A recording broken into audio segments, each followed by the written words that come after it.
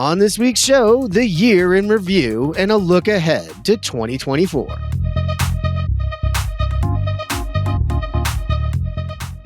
All right, we're back. This is going to be a fun one. You'll notice we only have two of my friends here with me today. I have Ariel Castillo. Ariel, welcome back to the show, man. How are you? Thank you, Jeff. Super excited to be, again, spending some time with you and, of course, with our other co-host. How's it going, Nathan? Oh, man, I'm fantastic. You see my wife over me on her way out. I'm in a new location because downstairs is full of packages and other boxes as we are doing final paint here on the house. But excited to be here and recap last year. Sorry for the noise, by the way. Hey, Nathan's always in an active job site. And, we'll be reviewing Nathan's punch list for his 2023 was getting his house remodeled and acting like a GC again. So probably some learning from that there. Before we jump into all of that, a pause for the cause. Everyone supports a culture of well-being in the field and is equipped with the tools to help prevent suicide in construction. Procore Safety Qualified courses were built in partnership with our customers, elevating enhancements to their standard OSHA training. And the Bringing the Right Mindset series equips individuals and leaders alike with the skills necessary to really build resilient teams. We've made these 3 courses available for free and on demand, and they're offered both in English as well as Spanish, and they are CEU certifiable. Procore.com/certified-qualified is where we host our Procore's Learning Portal, and anyone can use their Procore credentials or create a free account to get started. Hey, remember to check us out on YouTube. We're back, youtube.com/@the ConTech Crew. And another little piece of news, we're going to be changing up that newsletter and you're going to want to jump on board. So if you're not already subscribed, or maybe you're putting that into your junk mail, you're going to want to open it back up and look out for our new monthly newsletter that's going to talk a little bit about the future, about what's going on, provide you with a little more feedback. So get out there and subscribe and sign up for that email newsletter. At the ConTech Crew, we focus on technology that solves industry problems. So today, I want to talk to you about Join. Every construction project is a unique prototype, and it's actually shaped by thousands of decisions that impact the owner's business case, design, and the budget. Today, the communication driving these decisions is disjointed across all the stakeholders.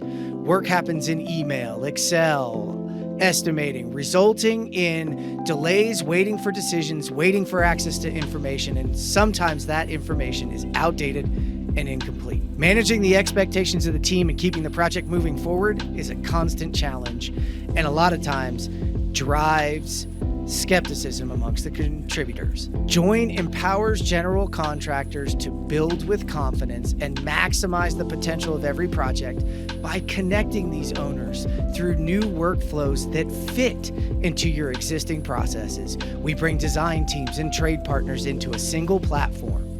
There's transparency and collaboration in the decision-making, which builds trusts and sets projects up for success. You might be asking yourself, do you need another tool?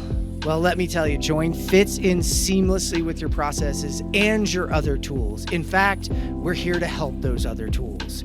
Regardless of your estimating system or your project management process, Join will be a valuable added resource without disrupting those other systems and your teams. So listen, put your spreadsheets on ice and leave your email behind for the decision-making platform for the built environment. Learn more at join.build.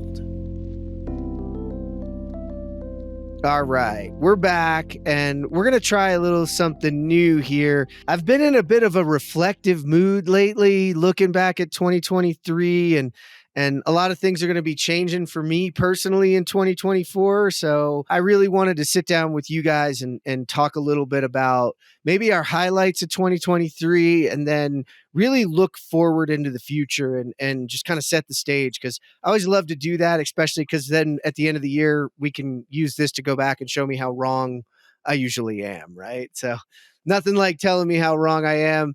Nathan, I want you to start with kind of what were your highlights what was a highlight for 2023, and then we'll keep going. I think for me, it really goes back to that big long word of interoperability. It's something that I reflect back on 6, 7, 8 years ago when I first learned about it and the importance of it for all this data and AI and all these fun buzzwords we're going to talk about.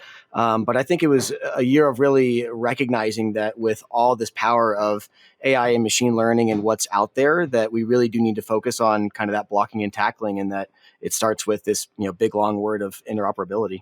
Yeah, it really was kind of at the forefront, at least in construction tech for sure, that it was a year to start looking at those things. I'm interested, Ariel, what were your thoughts on, some of the highlights of 2023 from your perspective? Yeah, on my end, man, I love the fact that I am getting to see that subcontractors are getting used to using digital applications on the job site. So I think it's kind of interesting that you're getting not only architects and GCs, but that the acceptance that we're getting from subcontractors is growing year over year. And then the second one is that 2022 was an interesting year because, we left COVID behind to a certain degree, and we started getting those events. But in 2023 is when you notice that, hey, we're back in person and there's so much activities going on when you go to, like either it's a ground break, Autodesk University, or any of these events that are gathering so many amazing people together. Yeah, it really was a resurgence of kind of going fully back in. In fact, I'd have to argue that, and maybe we get some numbers from some of those folks, but I bet you the numbers were up over pre-COVID years, even, because that's what it felt like. I mean, Nathan, you were at quite a few with us. Well, yeah, I think the numbers were way up. I would be interested, though, just as I reflect back, because 2022 was really the first year that you had anything coming back, and there was just so much excitement around anything where people were getting together.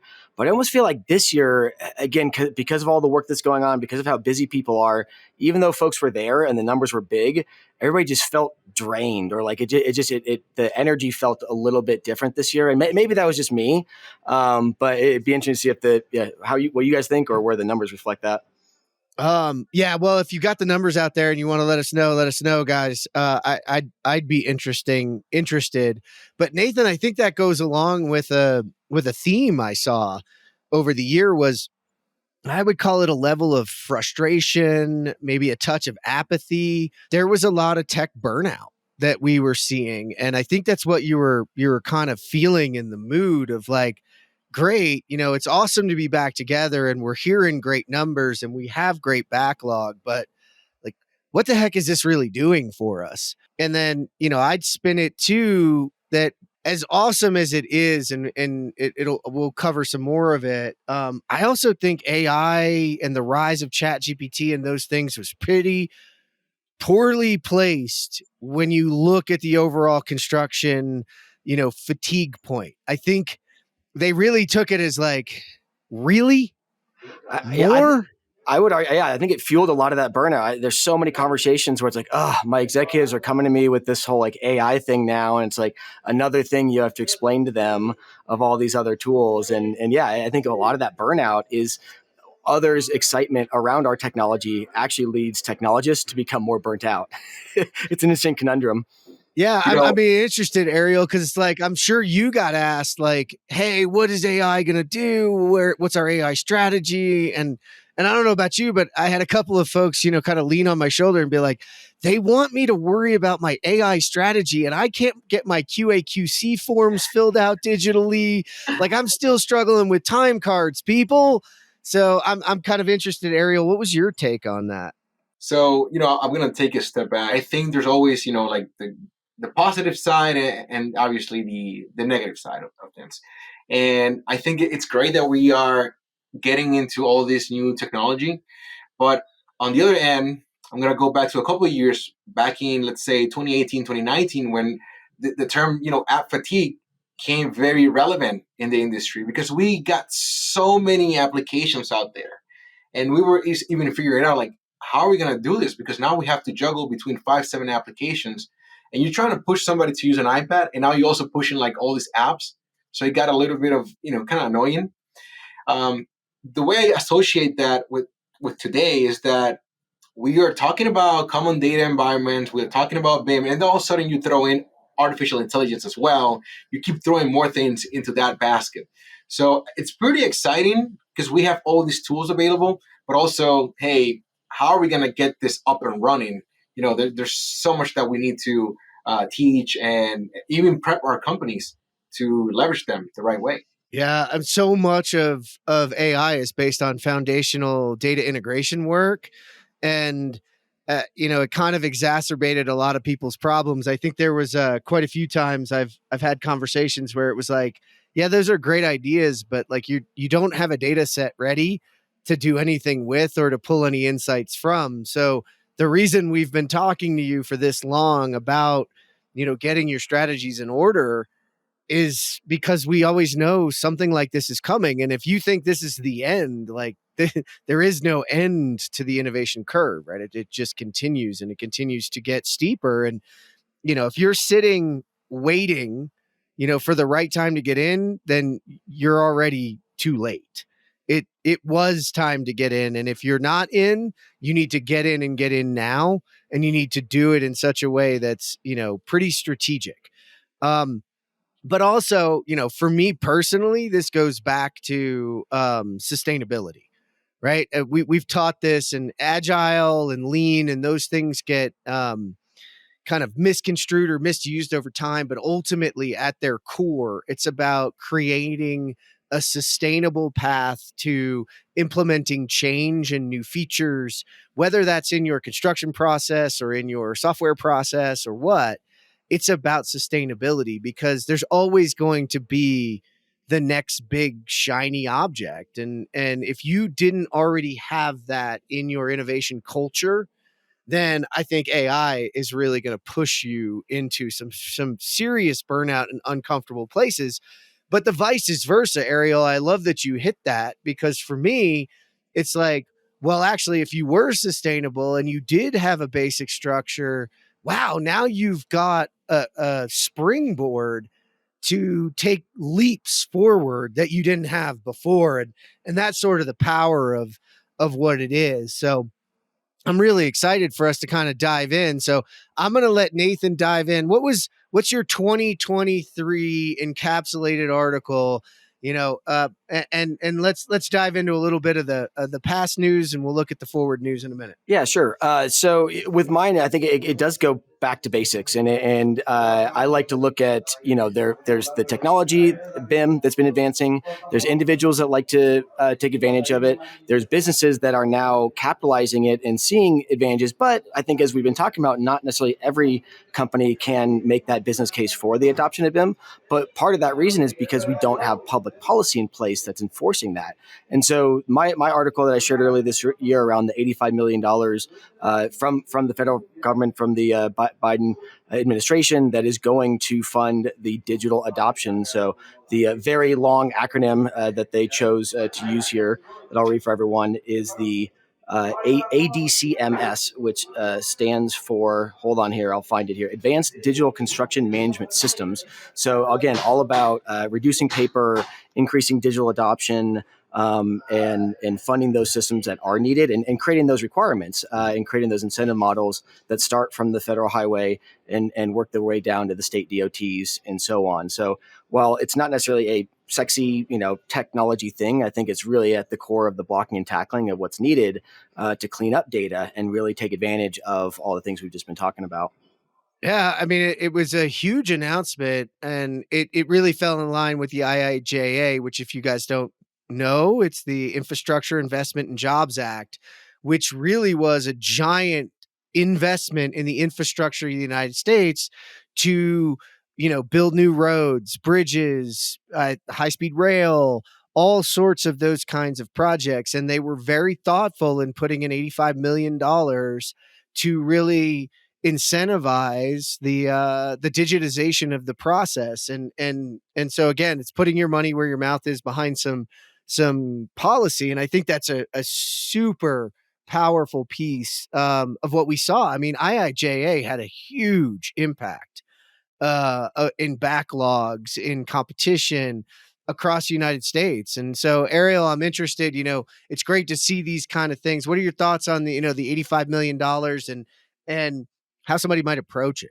Again, I think that every time that we can, put money out there for a good cause and implement using it for the common goal that we have in improving basically adoption and technology and all that, it's just great. I mean, even if it's $1 extra, I think it's just really valuable that we can continue the journey and understand that it's part of the investment that we just need to put out there. It really is. Put your money where your mouth is, and Nathan, I should clean that up, right? It's show me how I'm measured, and I'll show you how I act. Or now you can fix that one again. Close enough, yeah. Tell me how I'm measured, I'll tell you how I behave. But yeah, and that's yeah. and show me where I'm incentivized. Again, what's in it for me? What's in it for me? And construction companies out there too, like. A lot of this sounds like we're coming down on people, and that would be something I think I was trying to be pretty thoughtful about in 2023. We have to realize that a lot of what construction does or does not do from an adoption perspective and an innovation perspective is because of the risk tolerance and the extreme risks that go into the built environment. When you're building roads and building bridges, I can guarantee you don't want to take too many risks, right? So there's a natural risk aversion in our technology and advancement. So we as innovators and as people who push for it have to be thoughtful about that, have to be understanding of it, and have to articulate that. That's why when I come across a company that's, burnt out or, kind of overwhelmed, my first thing is, okay, are you making money? Yes. Are you getting business done? Yes. Then stop listening to people that are coming down on you. Pat yourself on the back, but grab yourself by the bootstraps, take a deep breath, and take one step forward. That's the thing is too many people, and I can't tell you how many AI arguments I got in over this, where it was like, your job's going to go away, the whole world's going to change, everybody's going to use, and I'm like, whoa, slow down. Right? You're trying to eat the cake in one bite and it's not going to work. Right? You've got to be calculated. You got to be thoughtful. You got to take small steps forward and meet people where they are. Right? We're all somewhere else in a development of a skill, whether it's a journeyman, an apprentice electrician, or a journeyman that's becoming a project manager or superintendent. They each need to be met at different places. And we got to be ready to meet those companies there. We got to be able to meet the industry there. So yeah, it's a great year, Nathan. I mean, I love your point of, there's a reason why that's the way we've always done it, right? And I'm constantly reminding myself of that as someone who habitually always tries to figure out a new way of doing it to a fault, to the point where I can't standardize anything because I'm always innovating. But yeah, I think there is a balance there of what got us here isn't going to get us there, is one side of the argument, but that there is so much complexity and so many systems in the way we've always done it for a reason, because of all the other failures that we've learned from. So we really have to consider both sides anytime we make decisions to change or to transform into the future. But we have to move at some point, right?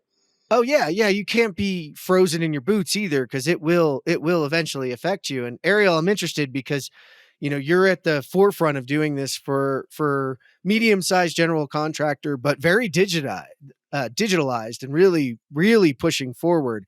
How do you guys manage that? What goes through your mind as you're starting to think about that risk, but also that reward of taking a few steps? The reality is that it's not simple. We have talked about how, there's a lot of generations involved. And like you guys were saying, there's a way of thinking where, hey, we've been successful doing this and we may think, that it's going to get us to the next level.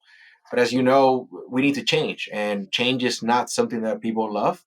And there's two ways to change, right? You can make it because, you are very proactive, or you can just make it because you're reactive and the market's taking you there. You don't want to do the latter one, right? You don't want to be driven by the market. Now, I think it's interesting because if you wait a lot, what you're going to notice is that there's a lot of construction companies, specifically your competition, that they will be getting better just by doing it in a different way.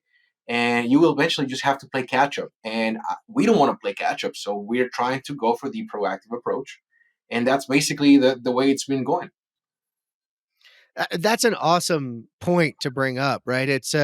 There's a natural competition, and you're competing with people in your market for jobs. And I think we're seeing owners and serial builders start to look for your technology platform, the way you're going to deliver data and information as a strategic advantage. So I'm interested, Ariel, do you see that not only just being left behind in one respect, but also that infecting your competition and your ability to win jobs? I think the way the moves that we make will always affect how we get jobs and how we attract not only new clients but also talent. As you know, we've been struggling as an industry to get people, right. So it's not only differentiating yourself from the competition just to get more clients, but also to put your name out there and attract new people, keep the talent that you currently have, and again, just making everybody happier about their day to day. It's not about putting 80 hours a week. It's about being successful, delivering quality work, and just minimizing the amount of hours that it takes you to do your job. You've already given me my nugget for this show, Ariel. That is a key, is that we do win work based on the project team that's going to deliver. So if you want the best and brightest project team, then you've got to provide them with the best in class tools so that their job is enjoyable and powerful, and not based in paperwork and digging out of daily reports, etc. So it's a powerful thing that I think technologists can use to go to your senior, people, to your leadership, and say, listen, here's another reason that we need these tools. Nathan, you're shaking your head. I think you're in here. I mean, I think just looking for any of those opportunities for innovation, it's almost, you're describing like the Google 10% or the 20% rule that they used to have, that you'd always spend one day a week just working on whatever it is that you want to work on, or how to make your own job easier. And if you don't build in that time to test and to fail and to learn, you'll never get any better. And I think that's a lot of that burnout, is that we're so busy just doing the things we have to do every day that we don't actually have the time to build in time for innovation, and it becomes frustrating. Yeah, too busy being busy, right? Ariel, it looked like you had a thought there. Yeah, so the AGC end of last year, they had this survey where a lot of information was collected, and there was a focus on technology that I think it's very interesting that we can talk about, because they said that when it comes to accounting and project management software adoption, they both grew 38%, and they were able to recognize that firms are putting way more dollars towards this type of solutions. Then the other thing is, on the negative side, is that they identified that the challenges that we're running into, number one is finding time to implement new technologies and training employees. The other one would be employee resistance and also cybersecurity. And I think it's interesting to connect all those thoughts to everything that you guys have been saying, because again, they're all intertwined. Yeah, and nobody loves blocking and tackling, but ERP accounting systems are blocking and tackling. They are the foundation of the innovation. And I think project management systems at this point have reached that same precipice of being a table stakes and needing to be a part of it. And that does, I mean, change management is just, it's a lost art in construction. It really is. And we really could use to get better at it. I'm not ready to change my prediction for 2024 yet, but you're pushing me towards, like, maybe it should be focused on change management. Well, I think that's part of this inflection point that we're at right now, is that BIM in the cloud and project management in the cloud have now reached this sort of level of maturity, and they're now starting to bash heads with each other, which the whole philosophy and the whole idea of BIM was that, yeah, everything would be kind of tied through this central model. And again, I've always advocated for, well, really, we can have separate but equal, and that, you're always going to want to take one little piece of the pie, or you could use the whole six-sided cube analogy of everyone's going to want a different slice of the data, but it's the same central data. Mm-hmm. And so I think, yeah, like we're finally at the point where technology is no longer the excuse for all this stuff to happen. It's really just us getting in our own way and our processes and incentive structures and all that other stuff to fix this. So yeah, I think that what you just brought up, Ariel, is a perfect overview and data driven realization of where we're at today. That's awesome. And I'm going to pivot us because, Ariel, I was really surprised at the 2023 article you brought. So talk a little bit about what you saw for 2023 and brought to us for an article. When you talk about the this agency survey, something that they also highlighted is that infrastructure and public projects will remain prime. Industry is looking for ways to get young people into the trades, and we know that that's a tough one. But they're looking for ways into motivating the younger generation. The construction is not a getting an L, basically. And then the other one is that contractors are looking for opportunities to do good training, get good project managers that are not only doing it, again, like old school, like we talked about, and just like relying on paper, but understanding that there's so many tools out there that they can leverage in order to be more efficient on their job. So I don't know if you want to touch on any of those three, but I think these are great topics to talk about. We really, and it's been at the forefront for the last year of talking about, really bringing the trades to the education table as a true alternative to, what we think of higher education. I think we need trade programs and certifications and those kinds of things to be seen as direct paths to higher education in their own right, and as, quite frankly, a true job path that parents can feel good about their kids being a part of, that guidance counselors can be incentivized to push it. I was just talking to my neighbor the other day, and his son is, an apprentice electrician right now, and is, came out of high school and was really apt for it and is working every day, and he's watching his friends spend their money, and he's making money, and he's learning. And, he's not just learning electrician, he's learning how to run a business because it's a small company. So it's a powerful opportunity that, this year really, we started to see it grow. I mean, think about, Nathan, the number of different programs we saw highlight that. And I think that is going to be what is really different about this next generation, not even Generation Z, but like the next one after that, is that they really will grow up not thinking of a construction or a trade route or anything other than college being any less than college. College is just where people go that want to go that route. Mm-hmm. And I think whereas in the 90s it was very much like you are not successful if you don't go to college, and I think that mindset is changing. So it's cool to reflect back as someone who is a product of that culture, and to try and change that, at least for my next generation. Yeah, I mean, I'm a product of that. I have the paper, and so I get paid well, but in the end, really, I don't use that paper. And I think you'll also see, and I'm going to put a little prediction out, that you're also going to see other, I wouldn't call them trade areas, but I think they are. You're going to see cybersecurity as an alternative method. I think you're going to see coding and some other things like that take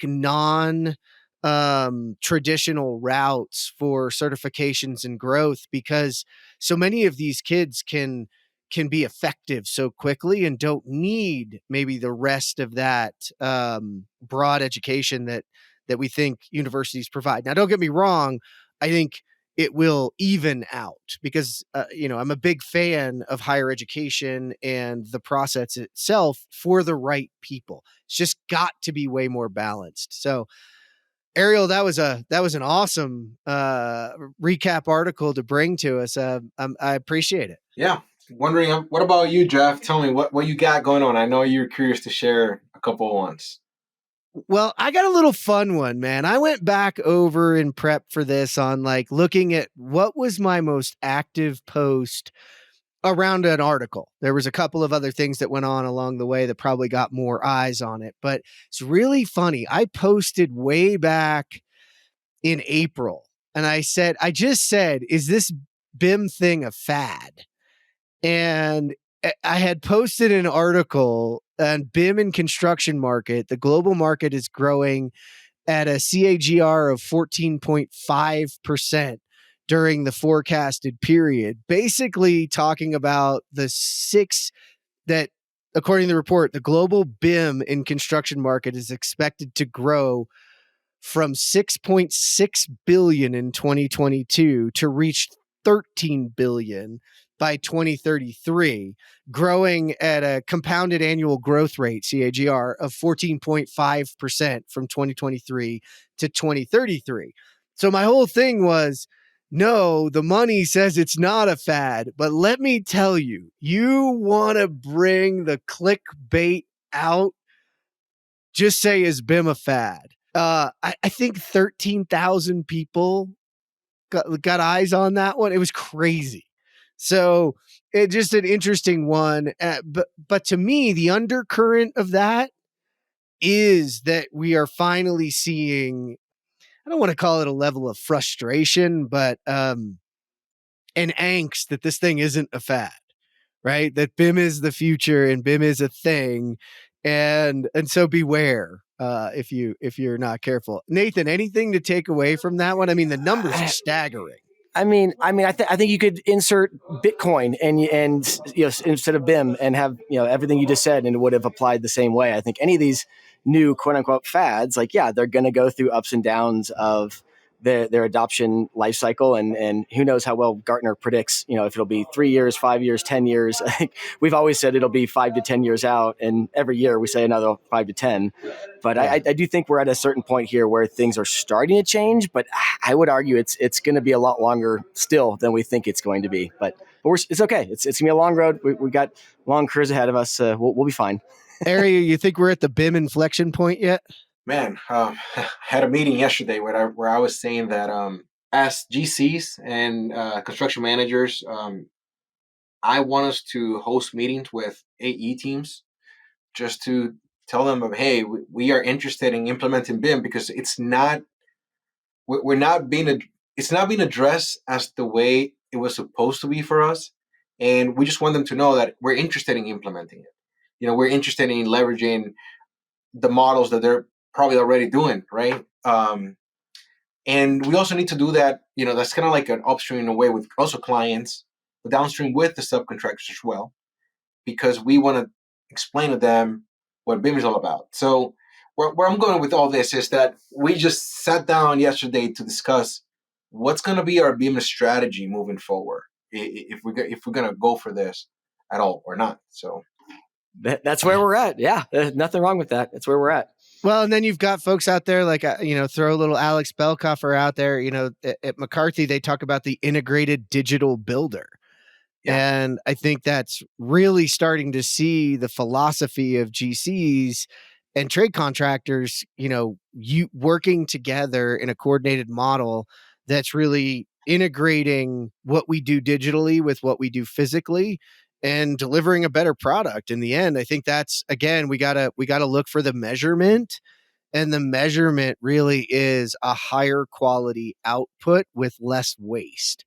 And I mean, it's hard to quantify that at certain points, but and if you add in predictability and reduce risk, those types of things are quantifiable. But I think it's the time, man. I really do. And my second one was I wanted to remind folks, just so you know, that Chat GPT 4 was released in March of 2023.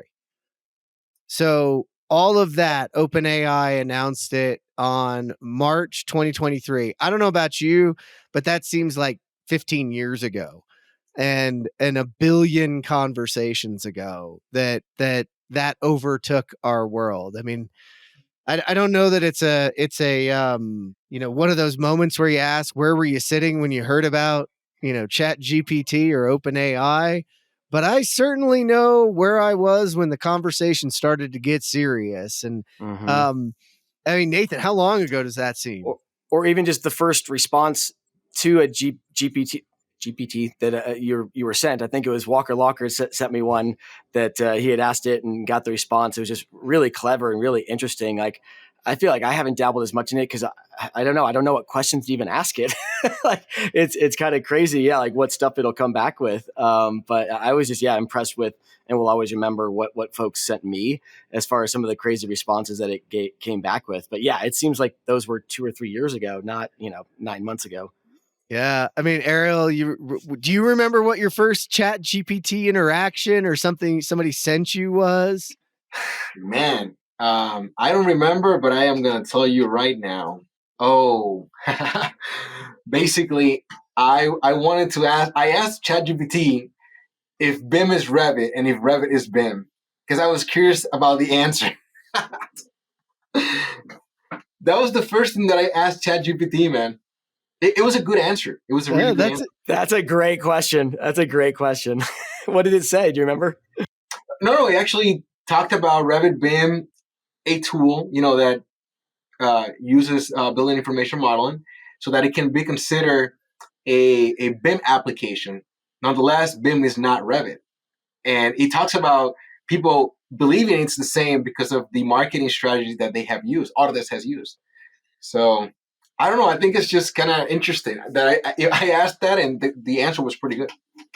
It's funny that BIM was at the forefront of our first interactions with it. Although I'm going to have to be the one that my first BIM interaction, I'm not going to out or first ChatGPT interaction, I'm not going to out the person, but they sent me a country song based on BIM. So that was what they asked. It was to write, a country song about BIM.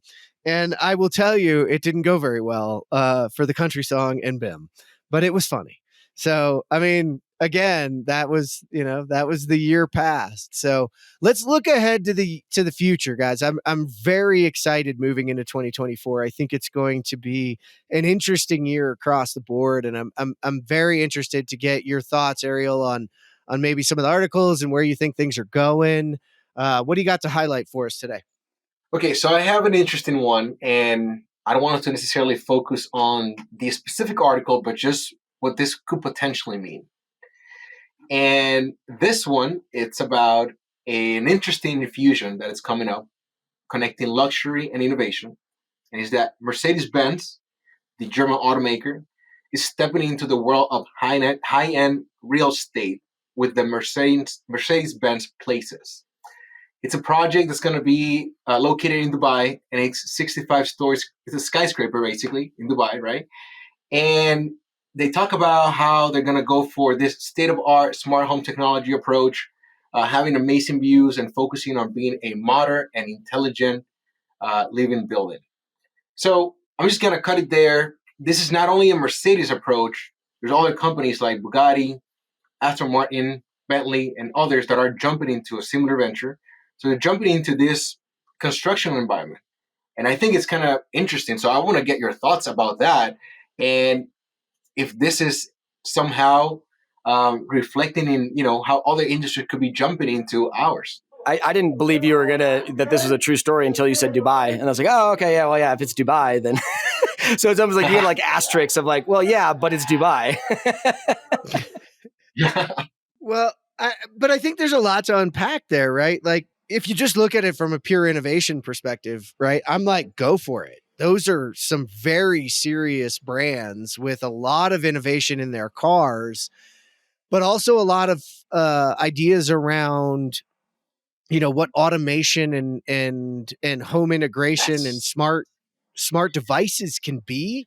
So to really start to think of our environment and our transportation as an extension of our smart living, there's a ton of power in that, and a ton of opportunity for them to innovate. I mean, if you think about the progression of the automation and the integration of technology into cars, I mean, just get into a modern car right now. And if you had told somebody just 15 to 20 years ago that that's what it was going to look like, they'd have said you were crazy. And so I think it's an opportunity to take that type of innovation into the built environment and do something with it. I mean, I think a lot of what is awesome about car manufacturers is the innovation is the rubber has hit the road, right? Whether it's, you've driven a modern car now, you have a heads up display that nobody else can see that shows you how fast you're driving. So you're looking ahead. It shows you oncoming problems. We're integrating Waze and other technologies to drive traffic patterns and to make for less congestion, et cetera. Imagine if your car could just tell you like, hey man, if you don't leave for work right now, you're going to be late, or you might want to leave a half hour later and your drive's going to be 15 minutes. Like, and enjoy this. I don't know, who knows what else they could do in the house. Nathan, you're going along with it. What are you thinking?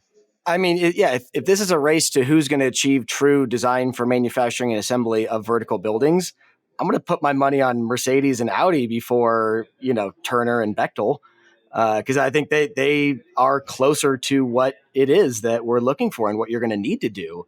And if they can build these relationships and learn through a Dubai experience and then say, hey, we've proven it, and with the right inspection, and governance structure and whatever else they need in these other countries to do that, they can really scale this thing. So yeah, I'd be nervous if I'm in the modular prefab space that these guys can come in and take over the market. I'm going to argue with you a little bit there. I think they're better at design for manufacturing and assembly, obviously, but I think actually you hit it. The partnership of, a Mercedes or a Bugatti or a Audi actually working closely with their knowledge of design and manufacturing and cross-pollinating that with builders that know building. That could be a nice accelerant. Yeah, that's the way I'm looking at it. Awesome. Use infinite game theory, my argument. But yes, I agree with you. Yes, and I think that the topic gets interesting because think about, it could be a synergy thing. They're bringing something to the table and they're doing a joint venture with a construction company that is very innovative, and they're looking for ways to connect both industries and get the best of each. I just wanted to bring in that, think about the construction industry was a mess when it comes to technology a decade ago, and a lot of the people from the software industry just came to pretty much to take over everything that we didn't do in the past. So I wonder if there's something there that they're looking into and we're missing. All right, well, that was a good one. Nathan, what do you got? I'm going to stay on this trend of our infrastructure industry and the transportation world. So I can remember as an intern in the estimating world of TxDOT having to submit bids where literally you were driving up to the office, putting the piece of paper in the envelope, sealing it up, and turning it in as of whatever exact time they had to seal it up, and then whatever the number was is the job that you got. And so, it's cool to see 15 plus years later that TxDOT has a whole website now that they've been advertising. Thank you, Todd Sutton, for sharing all this information with me of really where things are going with this IIJA funding and all these efforts to digitize our roadways, or at least the delivery of our roadways. So again, this digital delivery that the Texas Department of Transportation is focused on is really looking at utilizing digital methods to share construction models and data between pre-construction and construction. So they've got this whole roadmap of what they have plans to do that started in 2018 and is expanding, past 2024. But what's really important there, as I look at this kind of roadmap graphic they have on the site, is that in the spring of 2024 is their first fully digital pilot project, which means for us BIM folks, model as the legal document or BIM as the true deliverable. So it's a cool, again, milestone for the necessary things are going to happen to have a high quality, reliable handover of the designers and the engineers roadway model to what's going to come over to the contractor.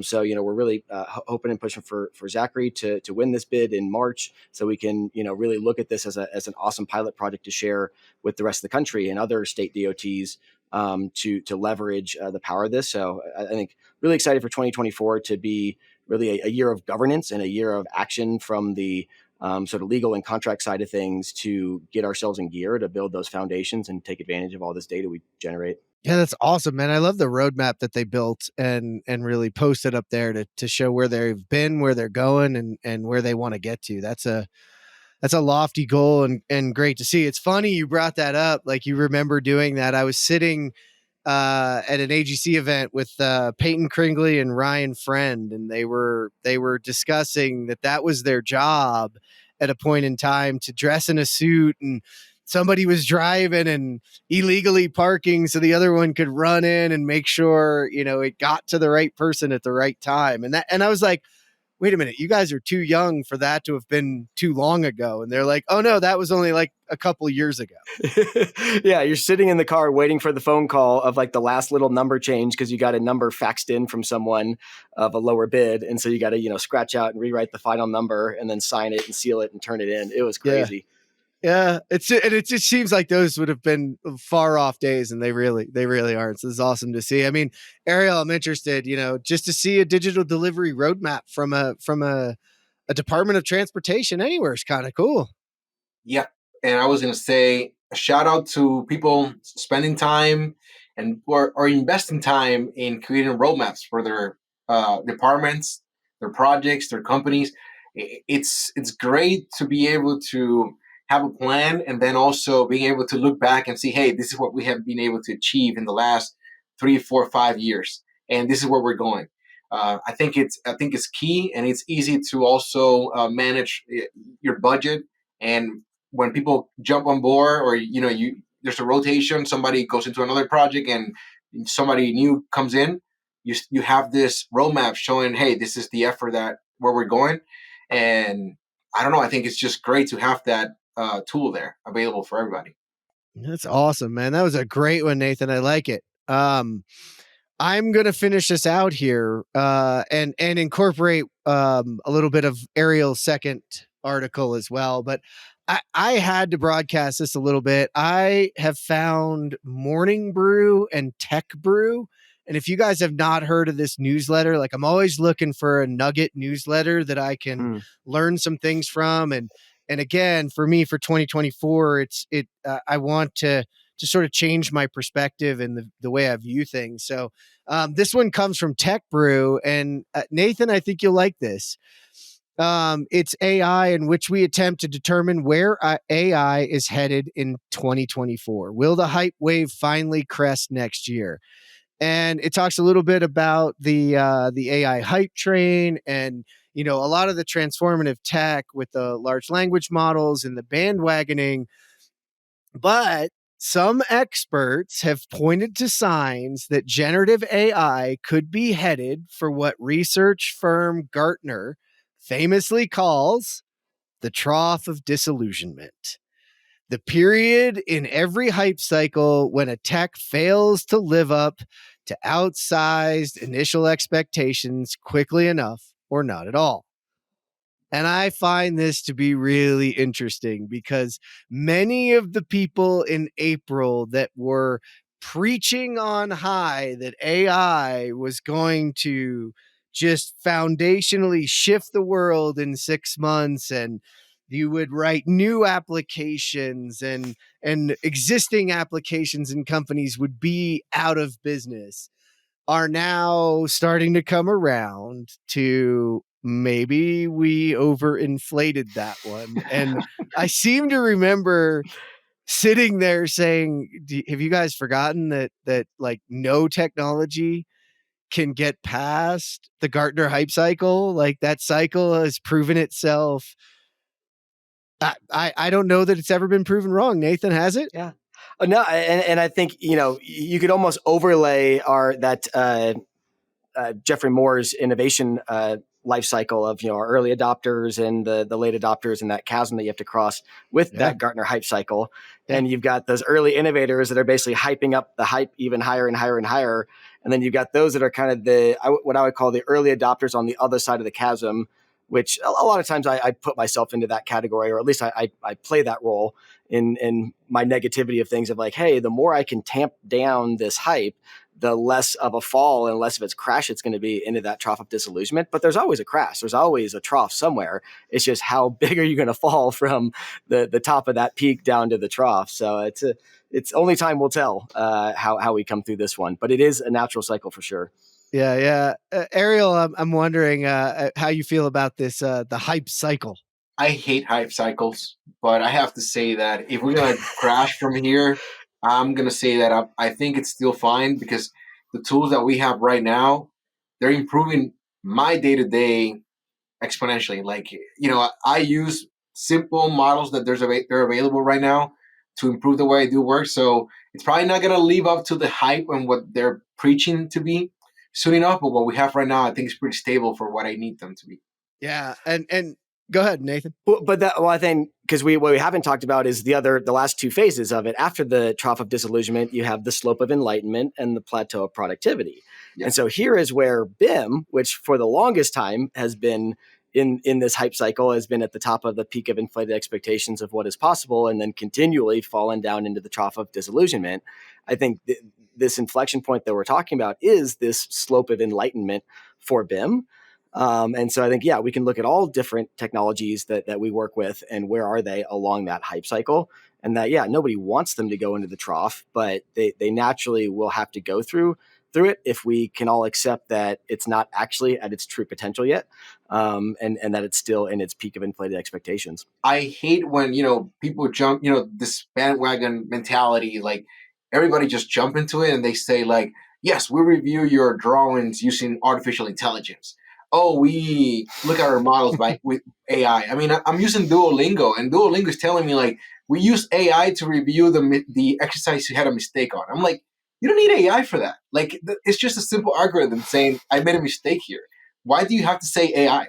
So I don't know. I think that's the problem. When we get to the point, you go to you go grocery shopping, you want to get veggies, and they have a sign saying, AI tool reviewing the veggies you buy or whatever. I don't know. AI freshness calculator. I like that. There you go. You see? Yeah, we got a freshness calculator from Nathan Wood. I love it. But that's what I think, though. I'm with you, Nathan. I think the hype cycle was so hyped and the crash is so real, but the value of what the tool and the large language models and the abilities that OpenAI and ChatGPT brought to us are truly going to bring us out of that and into the productivity and into the usability. So I'm calling for 2024. I think it's going to be the year of information. I think finally with BIM, the intersection of technology adoption, the incorporation and use of large language models on major data sets, whether you're talking about, and you can look back at the podcast recently with my data nerd crew on all of the filings and all of the data that exists, and actually turning that into information and allowing people to act on it, whether it's Builderbinder and what they're doing, or some of these other ones like Upcode's out there. I really think it's the year of information, the year if you've gotten your own things together and you can implement some of these really valuable large language models, generative AI, predictions. You can make really informed decisions much faster, much better, and with much more accuracy. And with that, we're going to change data into information. And for me, that's what I'm looking ahead to in 2024. That's my prediction, at least. Nathan, any prediction for 2024 from you? I mean, yes, and I think yes, everything you just said, but I don't think it'll be that easy. I think there's a long road ahead, and I think everyone's still going to want to boil the ocean, and they're going to want all the data, and they're going to want it to be clean. And I think my only added recommendation on that, or think looking forward, is starting small, right? Like find out what is that measurement that you really do care about, that you want to get reliable numbers on, and how do you come up with a system that's going to deliver an incentive model that's going to give you the results that you're looking for. I think too often we look to go get data expecting it either to already be there or to be really easy to get. and we forget, how hard it was to get people to fill out those timesheets in the first place. But the only reason they do is because that's actually how you get paid, right? So it's like, always looking at all these exchanges as two sides of a coin, and how are we really building empathy for the other side of that exchange of data so that we can get to all this potential that we've been talking about. That's awesome. Ariel, any last thoughts, predictions? I am going to turn my prediction into just one word, and I want to say that it is baseline. Focus, your 2024 in developing a good baseline. Stop chasing the new shiny object. If you go online and you look for construction tech, you're going to run into robotics, you're going to run into artificial intelligence, all these cool words.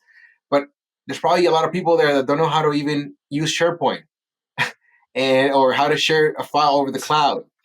They probably don't even know what a model is when you talk about BIM. So take a step back and define a baseline for you and for your company, and slowly, catch up to what's coming new. So that was going to be my word for 2024. I like it. Baseline, empathy, and information. There we go. We got it. That's your 2024. Man, it is so fun to sit down with you guys. I am excited for a new chapter in 2024. The one thing I can say will be true is the ConTech Crew will be coming to you every week and bringing you where we were wrong and where we were right, and hopefully some really great stories. And if you're listening in and you want to be on the show or you have an idea for the show, then reach out to me and connect with me on LinkedIn, or you can find us at thecontechcrew.com. Send me an email, reach out. We're looking to tell those stories, the good, the bad, the ugly. We're here for it. Because we are the good, the bad, and the ugly. So, and you guys can figure out by watching on our new YouTube channel who's who. Well said. And Jeff, thank you for leading this crew. I mean, I think so many folks that do listen and talk about the crew. We do have a lot of hardcore listeners here that are counting on us. So thank you for leading the tribe. I appreciate it. Ariel, thank you so much, buddy. I appreciate having you again. Thank you for the invitation. And again, happy 2024. Thank you for tuning in today to geek out for our year in review. To read all our news stories, learn more about our guests, and to listen to this show, visit thecontechcrew.com. This is the ConTech Crew signing out. Until next time, enjoy the ride and geek out.